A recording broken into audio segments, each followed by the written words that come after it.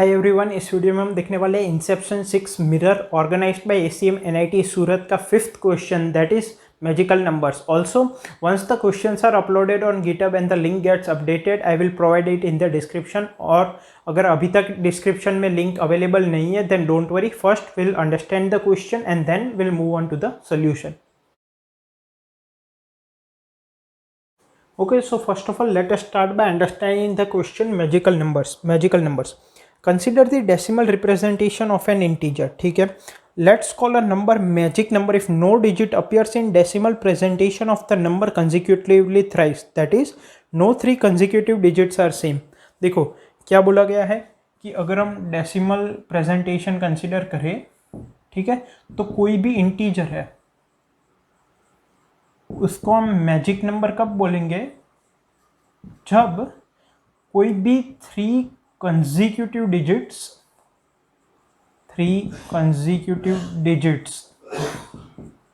Same ना हो.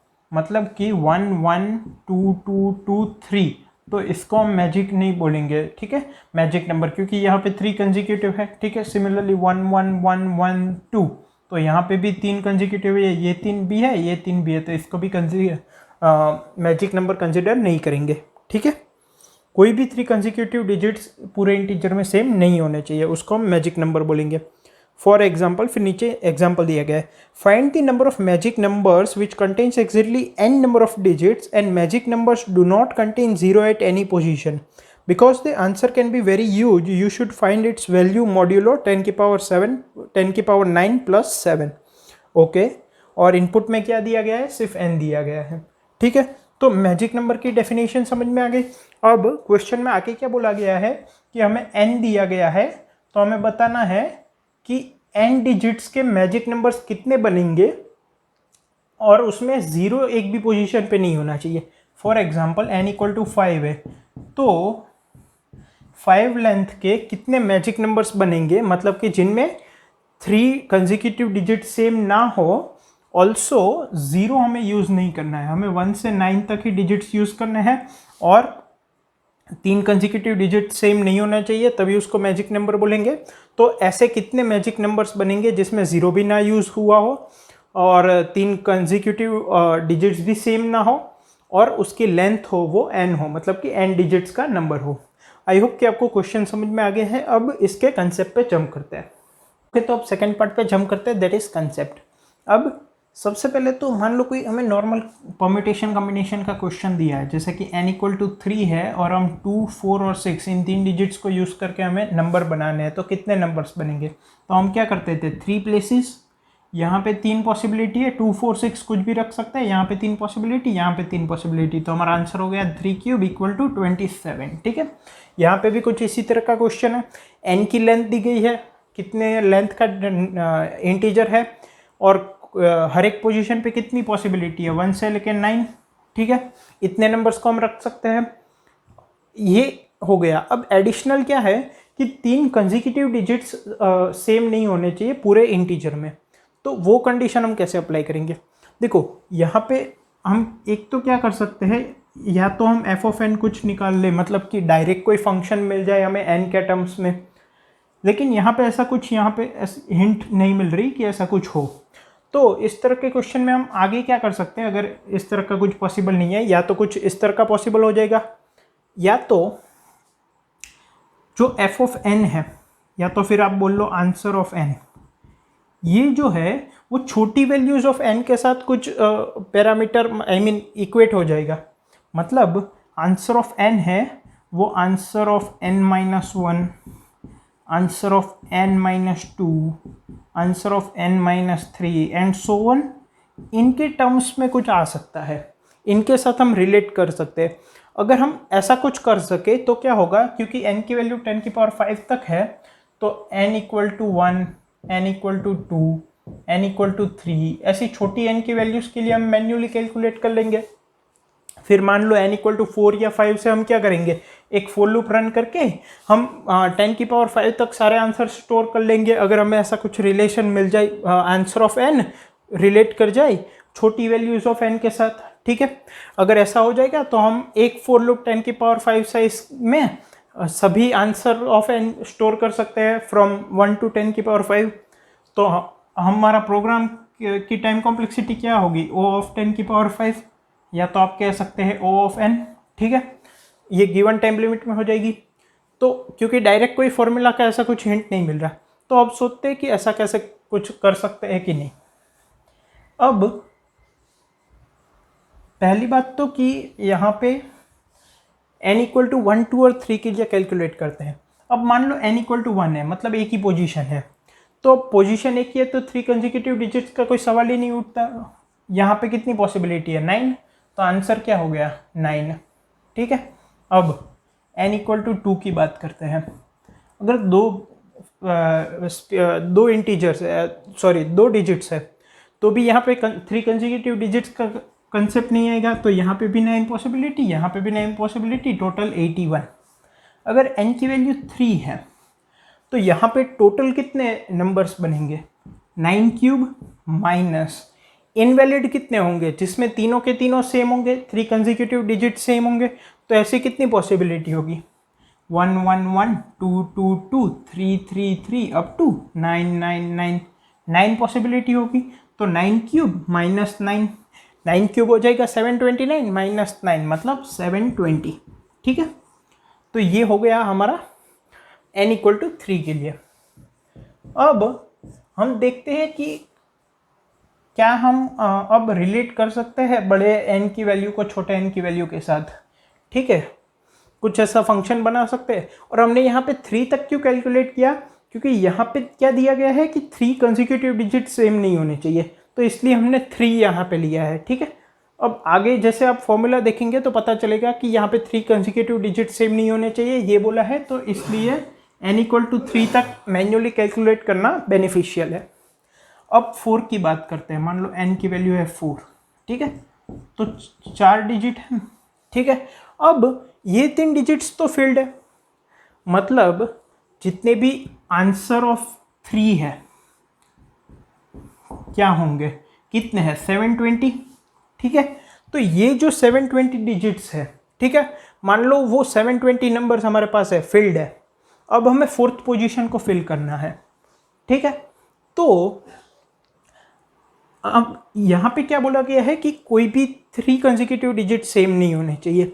अब इसको फिल करते टाइम हमें ये ध्यान रखना पड़ेगा कि ये 3 कंसेक्यूटिव डिजिट्स में रिजल्ट ना करे, क्योंकि यहाँ तक तो 3 कंसेक्यूटिव डिजिट्स है ही नहीं, हमने उसी हिसाब से देखा लिया है। आंसर ऑफ 3 720 है। ठीक है, तो हम कंसिडर कर रहे हैं कि हमारे पास 720 इंटीजर्स है, जिनकी 4th पोजीशन पे क्या क्या पॉसिबिलिटी हो सकती है ये हम चेक कर रहे हैं। ठीक है, तो ये 3 फील्ड है। अब 3 कंसेक्यूटिव डिजिट्स इसकी वजह से नहीं होने चाहिए। अब इसकी वजह से 3 कंसेक्यूटिव डिजिट्स कब हो सकते हैं और कब नहीं हो सकते। इसकी वजह से 3 कंसेक्यूटिव डिजिट्स तब हो सकते हैं जब ये दो सेम हो। मान लो ये भी 2 है, ये भी 2 है, यहाँ पे भी 2 आ गया, तो 3 कंसेक्यूटिव डिजिट्स हो जाएंगे। ठीक है, तो एक केस तो ये हो गया। दूसरा केस क्या होगा कि ये दोनों डिफरेंट हो। अगर ये दोनों डिफरेंट है फिर 3 कंसेक्यूटिव डिजिट्स का कोई पॉसिबिलिटी ही नहीं है, क्योंकि ये तीनों तो फील्ड है। ठीक है, 720 नंबर्स हमारे पास है, वो उनमें तो 3 कंसेक्यूटिव डिजिट्स है नहीं। अगर ये दोनों भी डिफरेंट है तो ये इंटीजर है, वो इन तीनों को सेम कर ही नहीं सकता, क्योंकि ऑलरेडी ये दोनों डिफरेंट है, तो यहाँ पे कुछ भी आ जाए। ठीक है, तो हमारा आंसर ऑफ 4 क्या होगा, answer of 4 will be equal to case 1 plus case 2। इस केस में कितनी पॉसिबिलिटी है, इस केस में कितनी पॉसिबिलिटी है। ठीक है, तो इस तरह के कितने नंबर्स होंगे जहां पे ये दोनों सेम हो। अब देखो, अब मैं यहां तक गिनूं तो ये पोजीशन ऑक्यूपाई करने वाले कितने डिजिट्स होंगे, मैं कह सकता हूं आंसर ऑफ 1। इन दोनों पोजीशंस को फिल करने वाले कितने हो गए, आंसर ऑफ 2। इस तरह से कह सकते हैं। तो अगर ये दोनों सेम है, ठीक है, और 3 कंसेक्यूटिव डिजिट सेम नहीं होने चाहिए, ये भी है, तो केस 1 अगर हम देखें तो आंसर ऑफ 1 इंटू, देखो आंसर ऑफ 1 यहाँ तक आ गया। ठीक है, अब इंटू, क्योंकि ये दोनों सेम है लेकिन 3 कंसेक्यूटिव डिजिट सेम नहीं होने चाहिए, मतलब यहाँ पे जो डिजिट होगा और यहाँ पे होगा वो डिफरेंट होगा, और यहाँ पे जो होगा और यहाँ पे जो होगा वो सेम होगा। इसका मतलब मान लो यहाँ पे कुछ भी है 1 to 9 में, मान लो 6 है, तो इन दोनों पोजीशंस के लिए 8 पॉसिबिलिटी बचेगी, क्योंकि वो 6 नहीं फिल कर सकते। 1 2 3 4 5 7 8 9, ये 8 पॉसिबिलिटी बचेगी, क्योंकि ये दोनों सेम नहीं होने चाहिए, क्योंकि हम अज्यूम कर रहे हैं कि ये दोनों सेम हैं, तो ये दोनों सेम नहीं होने चाहिए वरना 3 कंसेक्यूटिव हो जाएंगे। तो ये दोनों सेम है और ये दोनों डिफरेंट है, मतलब यहाँ पे 8 पॉसिबिलिटी होगी, ठीक है, ओके। अब ये दोनों सेम है तो ये दोनों भी सेम नहीं होने चाहिए, वरना इस तरफ से 3 कंसेक्यूटिव हो जाएंगे, समझ रहे हो। ये दोनों सेम है, अगर ये दोनों भी सेम हो गए तो ये कंसेक्यूटिव हो जाएंगे 3, तो यहाँ पे भी कितनी पॉसिबिलिटी होगी, 8, ठीक है, 8 पॉसिबिलिटी, क्योंकि यहाँ पे मान लो 3 है, 3 3, तो यहाँ पे 3 नहीं आ सकता, बाकी कुछ भी आ सकता है। इसका मतलब हम ये कह सकते हैं आंसर ऑफ 1 इंटू 8 ये कह सकते हैं। प्लस अब केस 2 की बात करते हैं। अब ये दोनों डिफरेंट है, यहाँ पे ये बोला गया है, तो ये है, यहाँ तक है हमारा आंसर ऑफ 1, यहाँ तक है आंसर ऑफ 2, ठीक है। तो अगर ये दोनों डिफरेंट है तो आंसर ऑफ 2, मतलब आंसर ऑफ 2 में जितने भी पॉसिबल डिजिट्स होंगे, ठीक है, 2 लेंथ के जितने भी इंटीजर्स होंगे वो इनटू ये दोनों डिफरेंट है, तो यहाँ पे जो नंबर होगा वो यहाँ से सिमिलर नहीं होना चाहिए, तो यहाँ पे कितनी पॉसिबिलिटी बचेगी, 8, यहाँ पे मान लो 5 है तो यहाँ पे 5 नहीं आ सकता, इंटू 8 इंटू, अब क्योंकि ये दोनों डिफरेंट है तो अगर मान लो यहाँ पे 7 है और यहाँ पे मैं 7 ले लूँ तो भी प्रॉब्लम नहीं है, 3 कंसेक्यूटिव तो होंगे नहीं, क्योंकि ये दोनों डिफरेंट है। इसका मतलब इस पोजीशन पे हम कुछ भी ले सकते हैं, इसका मतलब यहाँ पे 9 पॉसिबिलिटीज़ है, यहाँ पे 8 पॉसिबिलिटी है, यहाँ पे 9 पॉसिबिलिटी है, तो हमारा आंसर क्या हो जाएगा, answer of 1 into 64 plus answer of 2 into 72, ठीक है। अब क्या हम इसको जनरलाइज कर सकते हैं, मतलब कि ये 4 है, ये 1 है, तो हम इसको ऐसा लिख सकते हैं, answer of n is equals to answer of n minus 3 into 64 plus answer of n minus 2 into 72। क्या हम ऐसा लिख सकते हैं, देखिए मान लीजिए यहाँ पे हमारे पास बहुत सारे नंबर्स है, मतलब लंबा नंबर है n डिजिट का, यहाँ पे भी बहुत सारे नंबर्स है, ठीक है। अब ये nth डिजिट है, तो अगर हमें ये फिल करना है तो इसमें भी 2 केस बनेंगे, n-1 और n-2 पोजीशन पे सेम इंटीजर है, या तो n-1 और n-2 पोजीशन पे डिफरेंट इंटीजर है। अगर सेम हुए इसका मतलब अब 3 कंसेक्यूटिव तो हो नहीं सकते, इसका मतलब यहाँ तक क्या होगा, इस पोजीशन तक क्या होगा, आंसर ऑफ n-3, ठीक है। यहाँ तक जितने भी डिजिट्स होंगे 1 से लेके n-3 तक, वो कितनी पॉसिबिलिटी होगी, आंसर ऑफ n-3। और अब ये और ये सेम नहीं हो सकते क्योंकि ये दोनों सेम है, वरना फिर ये तीनों सेम हो जाएंगे, मतलब इन दोनों पोजीशंस के लिए 8 पॉसिबिलिटी, ये दोनों सेम है, और ये भी सेम नहीं हो सकते वरना 3 कंसेक्यूटिव हो जाएंगे, मतलब यहाँ पे भी 8 पॉसिबिलिटी। तो answer of n equal to answer of n-3, मतलब कि यहाँ तक जितने भी डिजिट्स है, फिर यहाँ पे 8 पॉसिबिलिटी इन दोनों को मिला के, और यहाँ पे 8 पॉसिबिलिटी, मतलब answer of n-3 into 64 plus. अब ये डिफरेंट का केस देखो, यहाँ तक क्या होगा, ये अगर nth डिजिट है तो ये क्या हो जाएगा, आंसर ऑफ n-2, ठीक है। तो हम कह सकते हैं आंसर ऑफ n-2। अब क्योंकि ये दोनों डिफरेंट है तो यहाँ पे जो भी होगा यहाँ पे उससे डिफरेंट होना चाहिए, मतलब 8 पॉसिबिलिटीज होगी यहाँ पे, तो इंटू 8 इंटू, अब ये दोनों डिफरेंट है, मतलब ये तीनों कंसेक्यूटिव होने का कोई चांस ही नहीं है, तो यहाँ पे हम 1 से लेकर 9 में कुछ भी रख सकते हैं, तो यहाँ पे 9 पॉसिबिलिटी, तो answer of n-2 into 8 into 9 मतलब कि 72। तो ये हमारी एक जनरल फॉर्मूला आ गई, answer of n equals to answer of n-3 into 64 plus answer of n-2 into 72। अब हमें ये देखना है कि हम इसको इम्प्लीमेंट कैसे करेंगे। ओके, तो थर्ड पार्ट देखते हैं, दैट इज इम्प्लीमेंटेशन। तो यहाँ पे हम क्या कर सकते हैं, क्योंकि n की वैल्यू 10⁵ तक है तो हम एक एरे डिक्लेयर कर सकते हैं, आंसर ऑफ 10⁵ प्लस 1, ठीक है। इसमें इंडेक्सेस कहाँ से कहाँ तक रेंज करेंगे, 0 से लेकर 10⁵।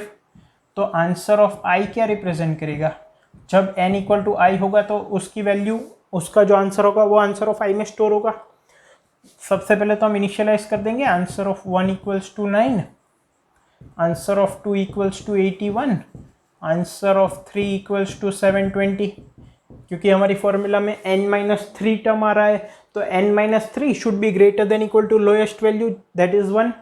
सो n इक्वल्स टू 4, मतलब वहां से हम फॉर्मूला अप्लाई करना कर सकते हैं फॉर, अब क्या कर सकते हैं, i equal to 4, i is less than equal to 10 की power 5, i plus plus answer of i equals to answer of i-3 into 64 plus answer of i-2 into 72। Also mod लेने के लिए बोला है 10 की पावर 9 प्लस 7 का, वो हर एक स्टेप पे लेना पड़ेगा, ऐसे नहीं चलेगा। वो आप कोड देखोगे तो आपको समझ में आ जाएगा। यहाँ पे मैं यहाँ पे डायरेक्ट लिख देता हूँ मॉड्यूलो 10 की पावर 9 प्लस 7। तो जैसे ही हम इस फॉर लूप से बाहर निकलेंगे हमारे पास ये पूरे एरे का आंसर होगा for i equal to 1 2 i equal to 10 की पावर 5। 1 2 और 3 का तो यहाँ पे स्टोर कर लिया, 4 से लेकर 10 की पावर 5 तक का इस फॉर्मूला की मदद से स्टोर हो जाएगा।